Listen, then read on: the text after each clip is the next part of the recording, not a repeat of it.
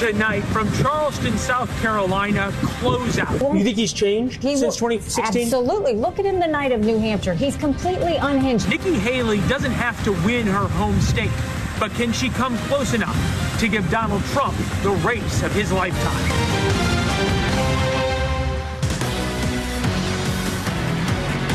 And we start with multiple breaking stories on this Friday night. Live pictures from Columbia, South Carolina. Former President Trump's moments away from giving his final arguments here in the South Carolina primary. Polls close less than 24 hours from now in the Palmetto State. He is at the Black Conservative fundraiser there. We'll check in with what the former president is saying in his closing arguments in just a minute. Nikki Haley speaking in Mount Pleasant, that is in some of the wealthier, more vacation-oriented parts of South Carolina. They call it the Low Country. She's on stage on a rainy night in South Carolina with a trademark American flag sweater. The University of Georgia police have just arrested a suspect in the murder of a nursing student on campus. She went out for a jog, and detectives found her dead just hours later. Brian Enton is there. To him as news warrants. And now live pictures of Denver, Colorado, as we look into the evening sky there on a February winter. There is another balloon, yes, another one, in the air. North American Air Defense Command reports fighter jets just intercepted another high-altitude balloon somewhere between Denver and Salt Lake City. As you can see, a very clear blue sky there. We don't know if it's another Chinese spy craft or a high school science project. We're working our sources at the Pentagon and back to the mountains as news warrants, or if we figure out exactly what the balloon was. In other words, there's a lot going on this Friday evening. We have it all covered as we welcome you to the Ferris Show on television. Tonight, we're live in Moncks Corner, South Carolina, just north of Charleston. And we begin with the ground truth, less than 24 hours from when the polls close. Trump appears ready to rout Nikki Haley in the Palmetto State. It is not whether he will win, but it is by how much. For those keeping score, the winner in South Carolina went on to be the Republican nominee every time since 1980, with the one exception of Newt Gingrich in 2012. You'll hear from Trump's challenger, Nikki Haley, in just a moment. Why she believes Trump is not fit to serve in her strongest attacks yet on Donald Trump. She also shares details on her plan for stopping Vladimir Putin. And not since 1980 has foreign policy played such a major role in a presidential election. When we came on the air 2 years ago, and one day, Russia had just invaded Ukraine. Shock and awe were the words used to describe Putin's attempt to decapitate Ukraine's government. And you might remember back then, we predicted it would be over in a couple of weeks. It wasn't. The Ukrainians have been incredible. The United States support has been monumental. But 2 years later, the war there is still raging on with no end in sight. The White House again tried to punish Putin using the same tactics that failed to prevent an invasion in the first place. Today, they announced on the 2-year anniversary new sanctions. We in the United States are going to continue to ensure that Putin pays the price for his aggression abroad and repression at home. 500 individuals and entities. That is the largest number of designations that we've yet taken in a single Russia-related action. Of course, the White House has to offer up some strong words to the American public. If it sounds familiar, it's because we were told sanctions are the key to crippling Russia, and we were told they are going to cripple Russia, and they are going to make Putin pay a price. In fact, we were told that's why we were paying a price at the gas pump and for so many other things as far back as December of 2021. Putin is an aggressor. He is the aggressor. And Putin must pay the price. And he would pay a heavy price. And there will be a lot to pay for that down the road. They'll pay a stiff price immediately, near term, medium term, and long term if they do it. I've made it absolutely clear to President Putin markedly. He'll pay a terrible price. And then there, of course, was Putin's price hike here in the United States. It's very reasonable to say that as Americans, we have paid a far higher price for Putin's invasion of Russia than Putin has paid for his own invasion of Ukraine. President Biden knows, and you should know as well, that these sanctions that have just been announced will not stop Putin. And in fact, you don't need us to tell you that. From Politico, sanctions aren't working, how the West enables Russia's war on Ukraine. The New York Times, why sanctions haven't hobbled Russia. CNN, the Kremlin has never been richer thanks to a U.S. strategic partner. Dmitry Alperovitch predicted Putin's invasion months before it happened. Now the executive chairman of the Silverado Accelerator, out with a new book called World on the Brink, How America Can Beat China in the Race for the 21st Century. Dmitry, good to see you. Let's deal with beating Russia before we beat China. Is there any reason to think that Putin is going to change his actions based on where we are at? And as you look at it, is Joe Biden's policy to bleed Putin or to defeat him? Well, Putin is not going to change his mind because of these sanctions. And we have to remember that sanctions have never actually changed any nation state's behavior, whether you look at North Korea, whether you look at Iran, Iraq before we invaded that country. None of them have changed their behavior despite really onerous sanctions that were put in place on them. But sanctions do have an effect. So Putin is paying a price. It's just a question of how much. Because the right way to think about sanctions is its gravity. It's taking you down. It's slowing you down. And the one thing that you are seeing now is that the Russians are spending a lot of money to keep up this defense industrial machine going. So as much as 40% of their liquid assets in their national wealth fund was used last year in part to keep the machinery going, to keep producing munitions. And that's having an effect. All right.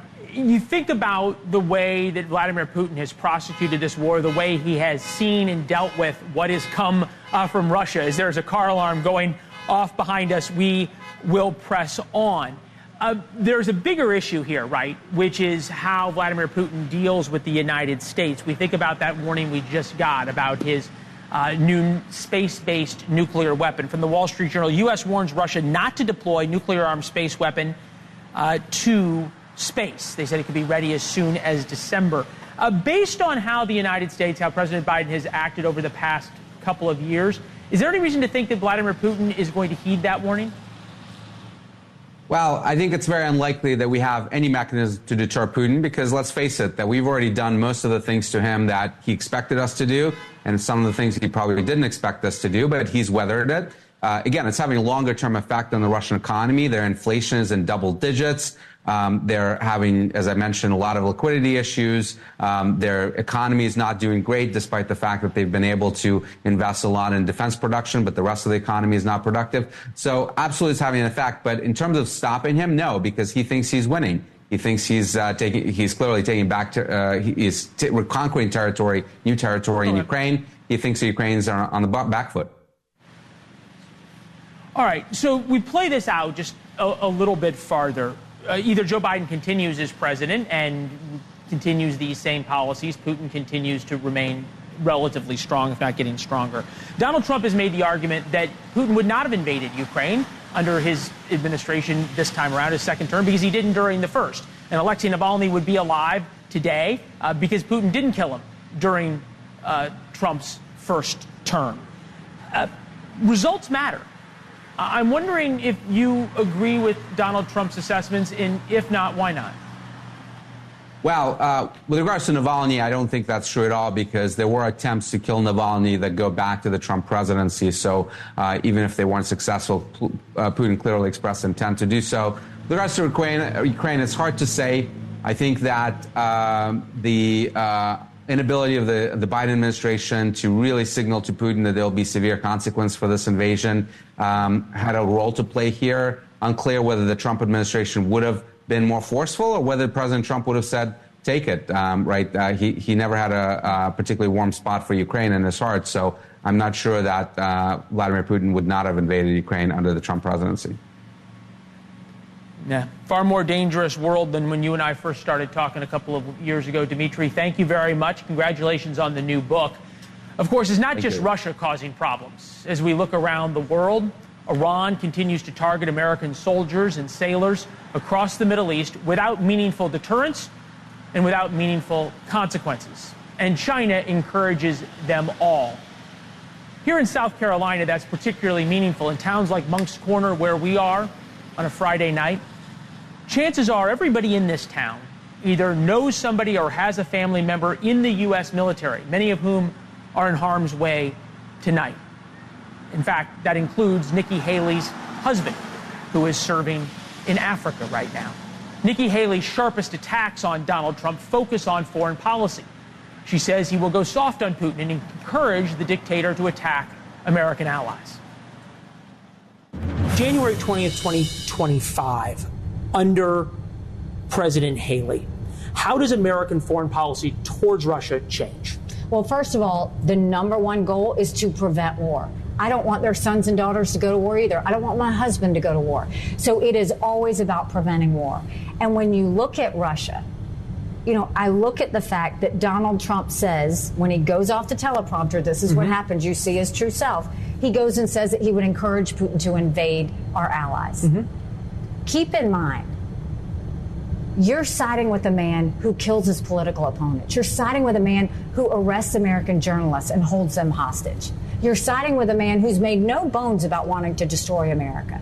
And you're going to side with that thug over the allies that stood with us after 9/11? What I will do is I am very aware of how Russia loves to cause chaos, how they love to take advantage of the situation. After Trump did that, Russia felt emboldened. We now see troops going around the Baltic countries. That's not what we want. The way you deal with Russia is you let them know that as an alliance, we're going to stand strong. Russia is intimidated by NATO. NATO has been a 75-year success story. Do we want and demand that those countries do more? Absolutely. But do you ever splinter the alliance? No. America can never be so arrogant to think we don't need friends. These were some of the same arguments that were made during the time you were UN ambassador, during Trump's first administration. Navalny was alive during that time. Ukraine wasn't invaded. We had the Abraham Accords and basically peace in the Middle East in a way we hadn't seen before. Trump says now that if he was president, Navalny would be alive and Ukraine wouldn't be invaded. Is he right? No, because Putin... So Trump's changed. Putin killed Navalny because he was trying to show all of the Russian people, don't counter me, don't oppose me going into these Russian elections. He was making a statement. He's done it before. When I was at the UN, he had poisoned others, the Skripals. He had poisoned them on British soil.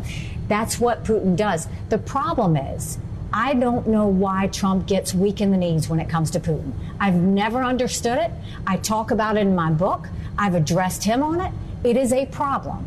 He needs to see him for the thug that he is. Russia, China, and Iran are in an unholy alliance. If you don't see that with clarity, that's a problem. And the leader of the free world needs to have moral clarity. They need to know the difference between right and wrong.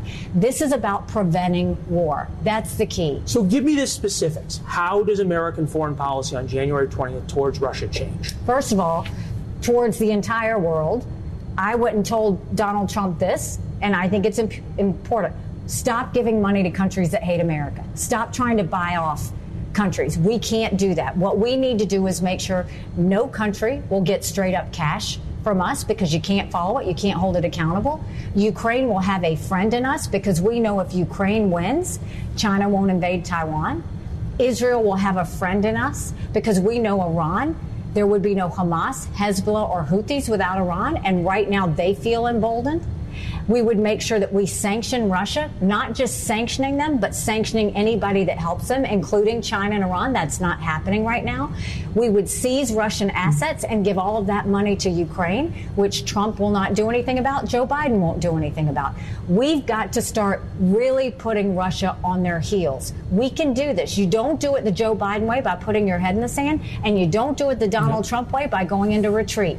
You do it as a strong America that's focused on telling countries what America's for and what America's against. That's what I did at the UN. I didn't care if they didn't like me, but I wanted them to respect America. That requires strength. All right. And there is some new breaking news on this Friday evening. You're looking live at Athens, Georgia. Police there at the University of Georgia have said that the suspect who killed a young nursing student in what they're calling a crime of opportunity was, quote, not a U.S. citizen. Whether he was here illegally or not, we do not know. Police, you can see there, are still taking questions. 26-year-old Jose Antonio Ibarra is now in custody charged in the crime of the murder of this nursing student. We have Brian Entin there asking some questions, more on the developments out of the University of Georgia as the press conference wraps up when we come back. Also to Nikki Haley on why she's staying in this race despite long odds and her solution to attack on Republicans over Alabama banning fertility treatments. She has personal experience. She gets emotional. We'll hear from her. And the Fani Willis case now reads like a John Grisham novel. The new cell phone data showing her lover prosecutor may have lied on the stand. Will this be the end of the case against Trump? I think you lied right here. No. This is the truth, Judge. And it is a lie. It is a lie. Ms. Willis? Mr. Sena, thank you. We're going to take 5 minutes.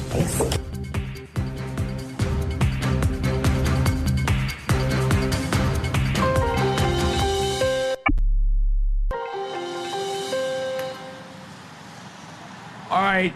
Breaking news is we're continuing to follow out of the University of Georgia. Laken Riley, a 22-year-old nursing student, was murdered there. She went out for a jog and didn't come back. Police found her bruised and bloodied body nearby.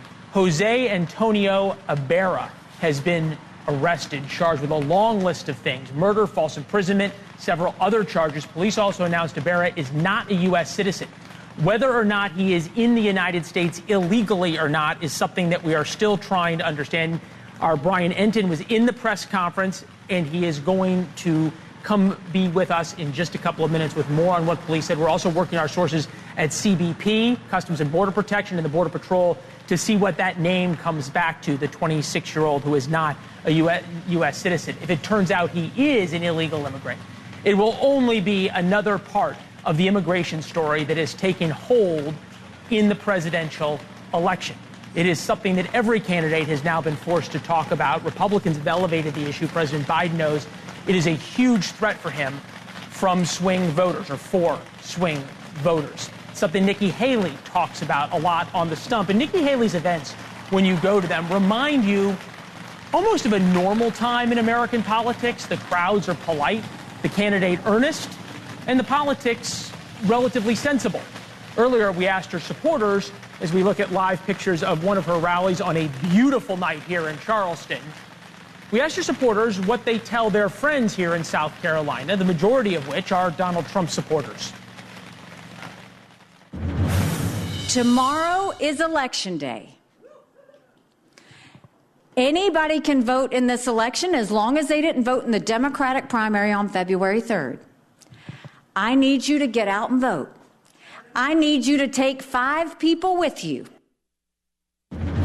I feel that she is definitely a person of intelligence, integrity, and she has good self-discipline and self-control. I think she's got a good business sense. She's pragmatic. I think she really does care about people. She's looking to remove the drama and the all the challenges out of our process and really look for compromise that we haven't seen lately in our discourse.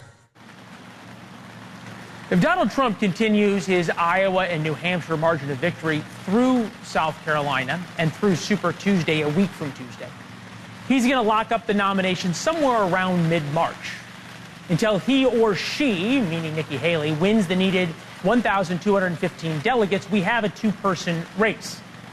And Nikki Haley, as we found out both on the stump and in interviews, is finally throwing some punches. There's been a lot made, and you have become much more vocal about Donald Trump, arguing. I don't know if you've gone as far as to say he's unfit for office, but you've gone pretty close to that line.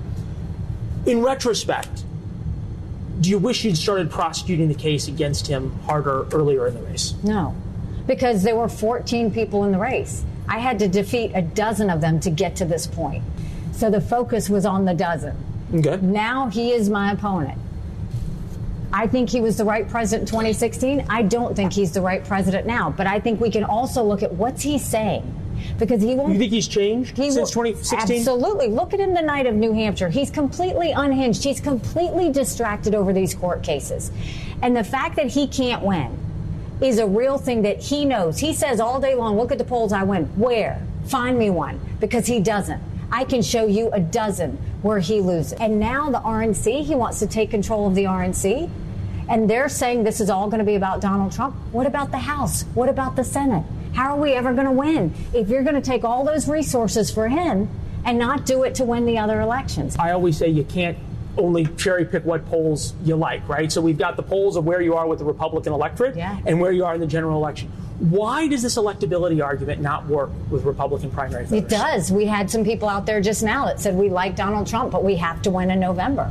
It does work. I mean, I think people understand that, look, I voted for Donald Trump twice. I was proud to serve America in his administration. But at the end of the day, with all of this chaos that's happening, we can't fix it if we don't win. And that's the reality. You've got 70% of Americans that say they don't want Donald Trump or Joe Biden. 60% of Americans are saying Donald Trump and Joe Biden are too old to be president. Speaking of results and the issue that has come up, the Alabama Supreme Court has now allowed the media to brand Republicans as anti-fertility, as anti-family.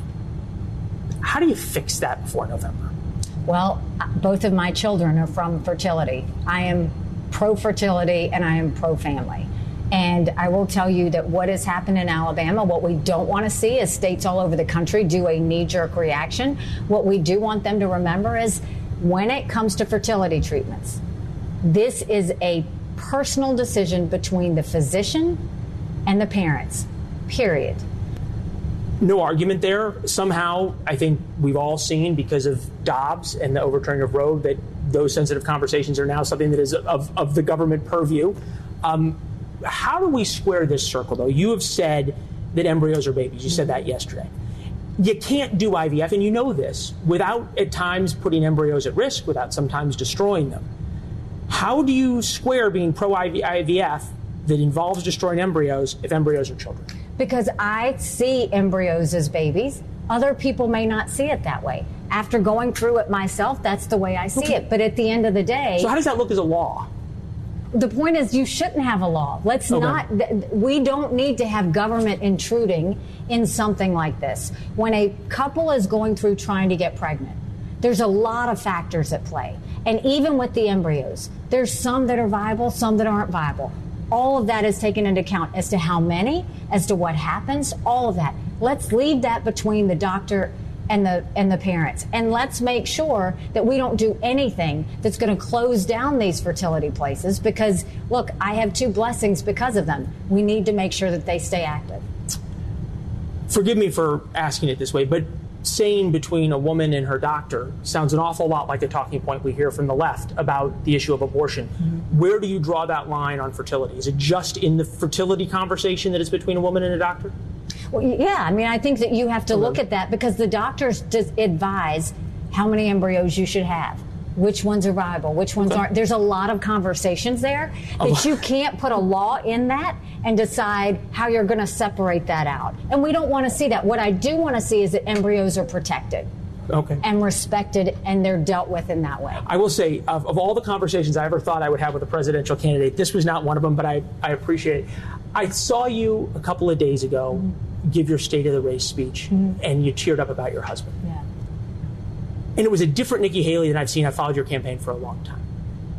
Where was that Nikki Haley? Where was that emotion and that emotional connection 6 months ago? You've changed a little bit.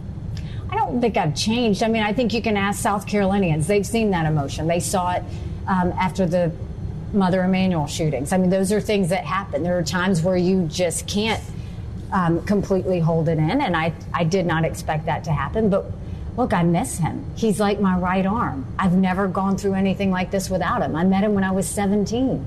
He was my first boyfriend. I mean, it's hard to go through life and not have that person with you. And especially the biggest moments of your life. Well, and of his. You know, I wake up every morning and go to bed every night worried about his safety and wanting to make sure he's okay. There are times that he has no internet and I don't hear from him for days. And so, you know, it's a tough process. Yeah. And I look at what my kids are going through. And, you know, but I'm no different than any other military family. This is what military families go through. It's hard. It's sacrifice. And I just happen to be running for president. And there's a lot of military families in South Carolina feeling exactly the same way she does every night. With us now, Adam Wren, national politics correspondent at Politico, covering the Republican race David Drucker, senior writer at The Dispatch, and Niall Stanage, White House columnist for The Hill. Gentlemen, thank you all. We appreciate it. Adam, since you're here, we are going to start with you. How big of a problem is the IVF conversation for Republicans? Well, it instantly was sort of diffused for Republicans after former President Trump came out today and said that he was pro-IVF. Before that, there was a staggering silence among candidates down ballot, up and down the ballot. And so, I was at an event with Tim Scott when he voted on Thursday, and he said that he hadn't studied the issue. And so there was a lot of tension. So Trump says it, and then the rest of the party will follow. That's right. All right. We've seen that on a lot of issues. David Drucker, you have sort of a unique insight into the donor base in the Republican Party. It's often said that the opposite of every primary candidate's problem is Nikki Haley's problem. Nikki Haley has a voter problem, not a donor problem. When you talk to donors, I have some of my own reporting, but when you talk to the big money donors who are continuing to put money behind Nikki Haley, what is their justification for continuing to support someone who keeps losing? They want to see a Republican carry the message she's carrying, the traditional Reagan-era message, the message of normalcy. And I'll tell you, Leland, and speaking of voters here in South Carolina over the past couple of days, including at this rally here, what they were telling me is that they understand she may not win, although they don't accept that yet, but they're glad she's out there fighting the fight and saying what she's saying because they want to believe that that Republican Party still exists. Fair enough. And they're willing to put their money where their mouth is. She's taking that fight on. She makes a good point, David, in our interview and in others over and over again, that she beats Trump. She beats Biden in a head-to-head matchup, double digits. Trump and Biden are tied right now in the polls. Niall, as you've traveled the state, and I know you're there near a Donald Trump event, why does that electability argument not seem to resonate with Republican voters? Well, for one simple reason and one more complicated reason. The simple one is obviously Donald Trump won in 2016 and much of the Republican base clings to the belief he won in 2020. The other thing is they're just so enraptured by him still. This is Donald Trump's party, Leland. That's why you have someone like Nikki Haley, who is a talented politician, down by 30 points in her home state. It's not all to do with a failing of Haley's. It's to do with the fact that Trump is almost unbeatable in a Republican primary. General election, different story. Republican primary, it's his party. Yeah, very, very, very much a different story, general versus primary. Adam, real quick to you. Do these polls about Nikki Haley so badly beating Joe Biden scare Democrats at all? I think they do, but I think Democrats are largely resigned to the reality that Donald Trump is going to be the... You say resigned. Are they secretly a little happy about it? That would be fair. I think they are, but at the same time, when you look at some of these battleground polls between Donald Trump and Joe Biden, they don't have a lot of margin to be happy. I mean, Trump is leading in many of these states. Michigan is a toss-up. Pennsylvania, he's leading. And so, I think they have a tough road to hoe, whoever the nominee is. All right. Looking ahead to Super Tuesday, California, Trump 72, Haley 20. North Carolina, Trump plus 57. Vermont, Trump plus 30. David, where does Nikki Haley have, and I hate to put it in this blunt of terms, is there a state she has any chance to beat the man to be the man? Well, that's a really good question. It's going to be very difficult for her because Super Tuesday is a quasi-national primary, and those national poll numbers where Trump is beating her so badly really come into play here. You can't just say, well, it's a state-by-state issue. National polls don't matter. I'd watch Virginia. I'd watch the Washington, D.C. primary. I'd see if she can do some damage in Texas where you've got proportional delegates being awarded. But it's just going to be a tough road to hoe for her because, unlike years past, Leland, when it was the insurgent-minded candidates and part of the coalition that was trying to overcome the more traditional majority, the insurgents are now in the majority, and someone like Haley, who represents The Reagan part of the coalition is now in the minority, and so she's got an uphill climb. Niall, how much do you think tonight specifically President Trump speaking to a black conservative coalition rather than having some large rally is maybe not to voters but to the political class a sign of I'm not worried, I got this? I mean, I think that Trump is strongly of the belief that he has this. I'm not sure how much that speech ultimately matters one way or another. Obviously, the former president believes that he could perhaps have more of an appeal to black voters. There is a class shift going on in American politics where working class voters, regardless of ethnicity, are becoming even more inclined toward the Republican Party. I think it's part of that picture, but I'm not sure how much it's connected to the primary. Yeah, and we're seeing that class divide in the primary here in South Carolina also. Working class voters breaking for Donald Trump, very strong in the northern part of the state, the southern part of the state, more affluent, more college educated, a lot of snowbirds and retirees breaking for Nikki Haley. It shows you where and why the candidates are on this last night before the polls open. Adam, Niall, David Drucker, gentlemen, thank you very much. When we come back to Athens, Georgia, the murder of a young nursing student at UGA, a 22-year-old woman murdered, seeming a crime of opportunity, and new questions now about whether the suspect was in the United States legally or not. A 26-year-old has been arrested. This could be the next big story in the presidential debate and the immigration debate in America. We'll see you in a minute.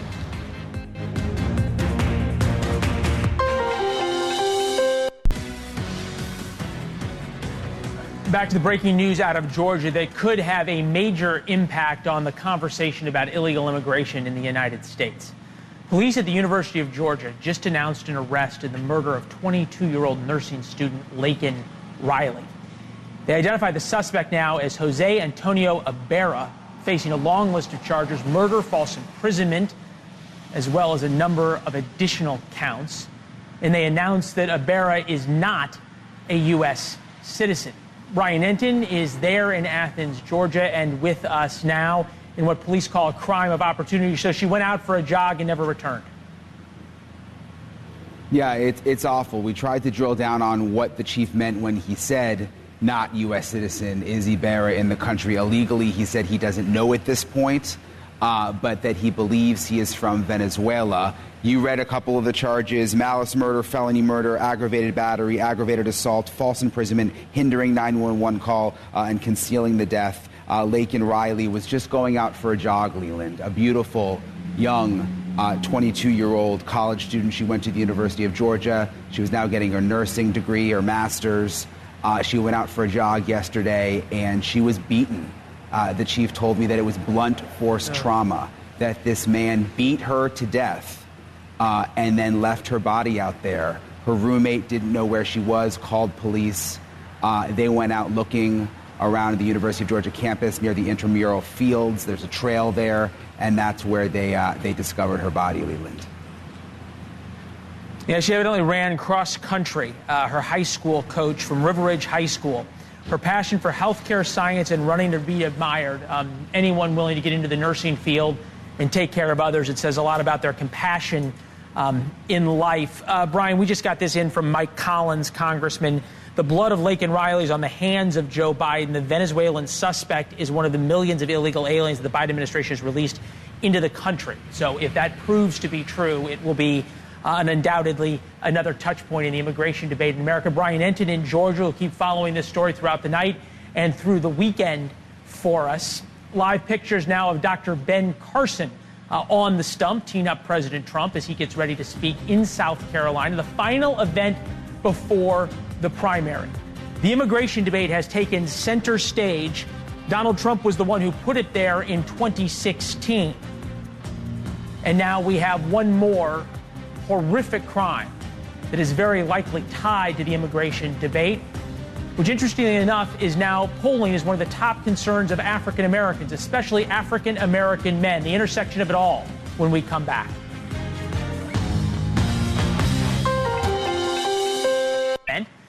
You might say this is part of his general election strategy to take away Biden's core constituency of African-American voters. Ambassador Ed McMullen was Trump's campaign chairman for the South Carolina primary in 2016. Ambassador Switzerland under the president. It's good to see you, Mr. Ambassador. Thank you. Is there this subtle shift we're seeing of Donald Trump towards a general election strategy? No, I think the president has always worked very closely with conservative blacks. People who are working class, educated blacks are coming more and more into the Republican Party. The president has a great affinity for working to expand the party. He's working aggressively. You see that tonight. I think I just heard today that the African-American early vote right now is substantial, and it's trending toward those who voted in Republican primaries. So the president is doing really well with a segment of the African-American community in South Carolina that is going and moving more toward Republicanism for Trump. Yeah, you think about this, really, if President Trump, former President Trump, is able to pull away 10 or 15 points of the African-American vote in Georgia, Pennsylvania, and Michigan, that really is the ballgame. One of the issues that we hear over and over again with, as you said, working class African-Americans is immigration. And that was President Trump's issue that he brought to the forefront in 2016. How is it that it's come all the way back around now to one of the top issues? Well, I think, in 2020, the president did exceedingly well with blacks and Hispanic voters. Today, you see, after the president served the first term, he got immigration under serious control. There weren't problems in the communities where African Americans are facing crime, jobs, lots of issues that are really prevalent in the community that are having an effect on their voting patterns. And so we're seeing this real interest in President Trump's policies on immigration, and they're having a really positive effect on the president being able to attract a segment of the population that we have not traditionally done well with. And so it's very exciting that he's down in Columbia tonight, working with the community, a large number of African-American conservatives from South Carolina and around the country. And I think you're going to see a lot of that during a Trump administration, a second administration. Hypothetical matchups, Joe Biden, Donald Trump, 51-49, sometimes within the margin of error. Joe Biden, Nikki Haley, runaway margins for Nikki Haley that we're seeing. What does Donald Trump have to do to appeal to the suburban women, the swing voters that Nikki Haley does in a poll like this? Well, first off, those polls are not accurate because Nikki Haley's only run in 3 states. They don't know her around the country. Okay, so they're not legitimate polls. The president, time and again, polls extremely well in the battleground states against Biden. That's going to be the difference in the general election, and I think the president's ready to go out and start that fight. I think after tomorrow, when he wins with a large margin, you'll see him start that campaign. What do you define as a large margin tomorrow?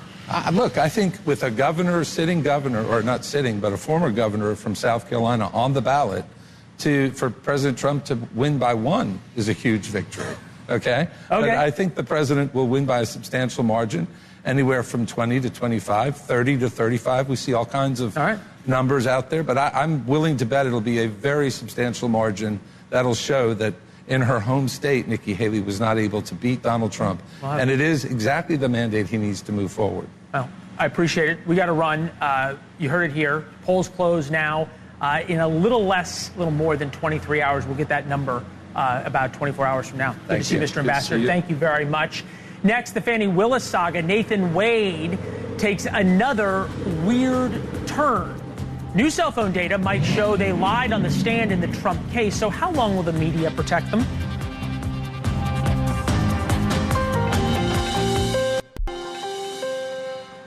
Filings today from Team Trump raise new questions about the credibility of the 2 prosecutors going after the former president in Georgia. Cell phone location data strongly suggests that Nathan Wade spent a significant amount of time at Fani Willis's condo and definitely not during normal business hours. Media analyst, author of Uncovered, Steve Krakauer, is with us now. If this means what we think it does, Steve, 2,000 phone calls, 12,000 texts, it means Fani Willis and Nathan Wade likely committed perjury. How long do you think until the media abandons Fani Willis? I think it's coming soon. And I have to say, between the filings and what happened last week, which we should thank Judge McAfee for just live streaming this hearing. You don't normally get to see this, but when you actually got to see it in action, that's when you start to say, oh, there's a real there. So the knee-jerk response, oh, it's racism, it's sexism, that doesn't hold up because everyone actually got to see it. And what they got to see was also the questioning of these two people, Fani Willis, who paid Nathan Wade $650,000 of taxpayer money to investigate Donald Trump and engage in a relationship with him. They were quite defensive on the stand. Take a listen. Let's say more than 10, but I'm not sure that that's even accurate. He certainly has come and picked me up, gone to grab some food to eat. I don't remember him being in that condo a lot. So if phone records were to reflect that you were making phone calls from the same location as the condo before November 1st of 2021, and it was on multiple occasions, the phone records would be wrong? If phone records reflected that, yes, sir. They'd be wrong. They'd be wrong. All right. At what level and at what point does the media become less interested in defending Fani Willis and Nathan Wade and more interested in trying to push her out in order to get someone else they would want to go after Donald Trump? That's the key question, right? This is so important for the Democratic Party, for elements of the corporate media. These Trump trials are the whole game. Everything's riding on this. So if you have this really credibility, it is being tainted right now because of Fani Willis and Nathan Wade, you've got this very important case in Georgia that a lot is riding on when it comes to a Trump prosecution that he cannot then go and potentially, get himself out of after he wins the presidency. So I think this is hugely important. I think that very soon you're going to see the media start to shift to really stating the obvious, which is all of the conflicts that we see in this case. See what Donald Trump has to say about this Steve, thank you. See what Trump has to say about this on the stump this evening. Steve, thank you very much. I'll be in New York tomorrow with Chris Cuomo and Elizabeth Vargas as the results from South Carolina roll in.